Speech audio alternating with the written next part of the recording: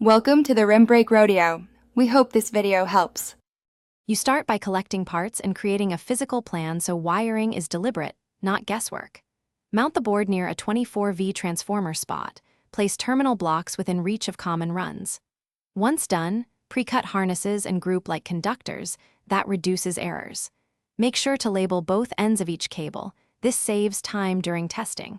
You'll wire a fused 24V loop first to protect circuits, then position relays and safety switches where they're accessible for diagnostics. You now build the heart of the board by wiring the control circuits. This is where reliability is made.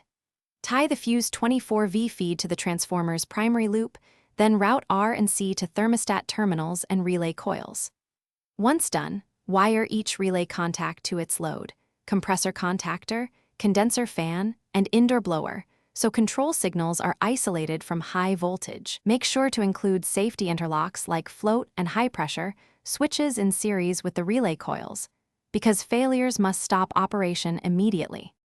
You finish by double-checking connections and running stage tests to confirm functionality. First, power up and measure 24V at R and C under load. A voltage drop indicates wiring or transformer issues. Once done, command heating and cooling cycles while monitoring relay actuation, contactor engagement, and fan responses. If something fails, isolate by checking the fuse, coil voltage on relays, and continuity through safety switches. Also reconfirm terminal labels, so troubleshooting follows the same logical map you created during assembly. Thanks for watching. Consider subscribing if we helped you.